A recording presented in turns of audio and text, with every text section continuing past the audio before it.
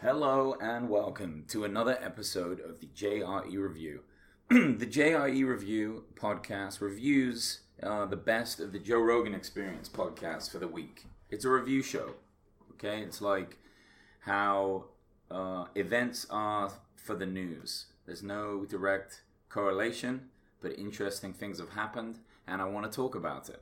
Sometimes I have guests on, friends of mine or just fans of Rogan that want to talk about particular episodes that they really enjoyed. This week's episode is podcast 1188, Lex Fridman. Lex is a physicist that studies artificial intelligence, or maybe he is more of a computer coder. Basically what he does is he spent his life trying to understand and create AI, artificial intelligence. And he's a super interesting guy, so I can see why Rogan wanted him on.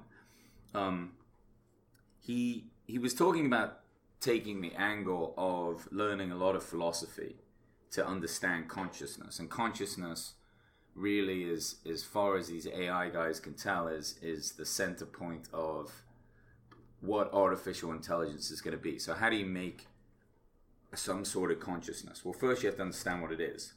So he's been listening to people like Sam Harris and very smart people that study the mind. And that's kind of the angle that he takes towards solving this problem. So I found that really fascinating. They move on to talk about Neil deGrasse Tyson for a bit. Neil always comes up because he's a very smart dude and has great theories on things and all things science. And they were talking about how he loves to shit on movies. And Neil deGrasse Tyson was on Rogan not that long ago, and one of the things he says he doesn't do anymore is talk about movies because people get mad at him, which I think is quite funny. One of the ones they get into is that movie Gravity with Sandra Bullock and George Clooney. And Neil was saying how, to Joe, he was saying how silly it is that all the space stations are so close together. It wouldn't be like that. And it's just one of the things that he pointed out. And then Joe wanted to talk about the newer Aliens movie that it had the robots in, and that was like a version of AI, but one of them was very creative, but there was a problem with it because he was so creative that it made the robots act kind of messed up. I don't know if you got. I think that one was called Prometheus or something. Good movie. I really liked the character that played the robot too. And then there were two types of robots in there. One was a newer model, but didn't have the ability to be creative. They took it out, so it was more like a kind of like server robot. And they like battled it out. So it was like a good representation of like AI and what it could do. Of course, with like a Hollywood twist on it. But I definitely like that. Joe talks a little bit about his very first jiu-jitsu class to Lex, and really how his background in martial arts was honestly useless up until then. So Joe Rogan studied Taekwondo and was very good, like national level good, from like the ages of I think 15 to 21. And it really shaped a lot of how he sees the world and understands things. But when he got to jiu-jitsu, he was up against a guy similar size and he just got demolished. The guy could do anything he wanted to him. And if you've ever trained jiu-jitsu, you know that is the case. It's very humbling. It makes you realize that there's no brute strength stuff. You can just learn the skills of movement, and it's just like being a human being that trains is all you need. It doesn't matter what size you are. I've even seen people that have disabilities, like a shorter arm or like a bad leg, and they've trained a long time and they're pretty handy. So they can even adjust jiu-jitsu for those different reasons. Joe and Lex kind of had differing viewpoints from what I could tell on this podcast about when AI was coming about and what it will be able to do. And Joe was saying that AI will eventually be able to improve on its own design limitlessly, like a limitless understanding, just keep improving on its design.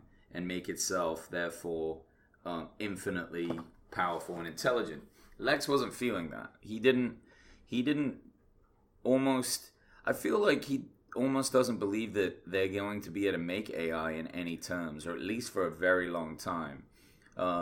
He was talking about how neural networks, which are like the ways we see AI now, kind of work in two ways. One is competitive self-play, and the other one is like massive input. So competitive self-play was a cool thing that he talked about, and it was about how the AI and this only really works if you can simulate the world, like a game of chess or Sudoku or something like this. Well, I guess not Sudoku because you don't play against somebody, but any game where there's like two sides, right? So like maybe like backgammon or chess or those sorts of things. And what would happen is the computer will then play against itself in many, many different ways and see all the different ways that it can win. The problem with that sort of problem solving is in the real world, there's way more variables. So you can't just run those until you can understand the whole picture of that simulated world. So that's very difficult right now for AI to do. Another thing is the mass input. So that means if you want a program to know the difference between a dog and a cat, it's probably going to need like 10,000 pictures of each one, dogs and cats, to be able to be sure that it can tell the difference. So if that's all well and good if you just wanted to do that, but if you wanted it to be able to solve lots of different things and be able to tell the difference between all kinds of different, I mean, it would be so much data it would have to store and process that it's just not really very effective direction of that. Then they talk a little bit about Black Mirror, that really creepy, fantastic kind of sci-fi show that's about, I guess it's sci-fi, it's just kind of about technology in the future. But one of the really good ones is called Meat Eater. And why it's good is it uses a robot that's very similar to this like dog-style robot that Boston Dynamics has. But what it does is it's hunting humans. If you haven't seen that episode, make sure you do. It's really very good. And Joe was just saying, you know, how long will it be before we can make something like that? Lex didn't really have any sort of an answer, but he did say, in all intents and purposes, the machine's capabilities were like they have machines that can do all those things now. It just can't make the decisions required to kind of run around and figure all this out. Next, they talk about the worry and the fear of AI. Obviously, Elon Musk is scared of AI. Sam Harris, same thing. And in a way that they were saying that it's not always a good thing to pursue technology, right? For example, like nukes are bad, but we have them. And then Lex basically says that it's inevitable because AI started with our desire to create the gods. So in a sense, it was like it's kind of a creepy quote, but a really good one all the same, because it's like we want to make the things that are kind of better than us in a weird way. But again, talking about, you know, machines that can like hunt us down, Lex made it very clear that he's not really concerned about AI. In fact, Tim Kennedy, a UFC fighter and a special forces guy, he was like, Tim Kennedy will be more dangerous for the next 50 years. Obviously, Tim will get old, but he's just saying military guy, being able to use his human brain to chase you down. And chances are they're just going to augment the soldiers rather than replace them with robots, at least for a very long time. Lex's real concern is drones. Drones, he was saying to Joe, are a potential concern. And that's kind of it. Then moving on, Lex started to just talk about how he positions his own life for success. And Joe said at the end of the day, you know, being a celebrity is almost like a cheat code, which I found quite fascinating. And, you know, you want to work hard.